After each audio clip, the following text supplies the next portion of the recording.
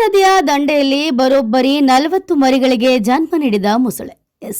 ದಾಂಡೇಲಿಯ ಪ್ರವಾಸಿ ಮಂದಿರದ ಹತ್ತಿರ ಕಾಳಿ ನದಿಯ ದಂಡೆಯಲ್ಲಿ ಮೊಸಳೆಯೊಂದು ಸರಿಸುಮಾರು 40 ಮರಿಗಳಿಗೆ ಜನ್ಮ ನೀಡಿದೆ.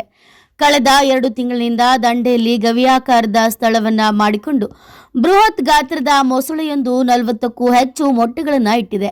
ಇದೀಗ ಮೊಟ್ಟೆಗಳು ಒಡೆದು ಮರಿಗಳಾಗಿ ಹೊರಬಂದಿವೆ. ನದಿ ದಂಡೆಯ ಪ್ರದೇಶದಲ್ಲಿ ಮೊಸಳೆಯ ಮರಿಗಳು ಓಡಾಡಿಕೊಳ್ಳಲು ಶುರುವಚ್ಚಿಕೊಂಡಿವೆ.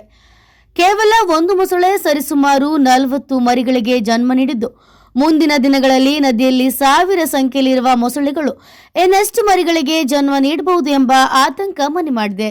ಇದರಿಂದ ಮುಂದೊಂದು ದಿನ ಕಾಳಿ ನದಿ ಸಂಪೂರ್ಣ ಮೊಸಳೆಗಳ ಕೈವಶವಾಗಲಿದೆ.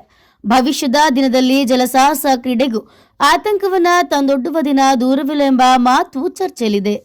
ಈ ನಿಟ್ಟಿನಲ್ಲಿ ಮೊಸಳೆಗಳ ನಿಯಂತ್ರಣಕ್ಕೆ ಸಂಬಂಧಪಟ್ಟ ಇಲಾಖೆಯವರು ಅಗತ್ಯ ಕ್ರಮವನ್ನು ಕೈಗೊಳ್ಳಬೇಕಾಗಿದೆ ಎಂದು ಆಗ್ರಹಗಳು ಕೇಳಿಬರುತ್ತಿದೆ.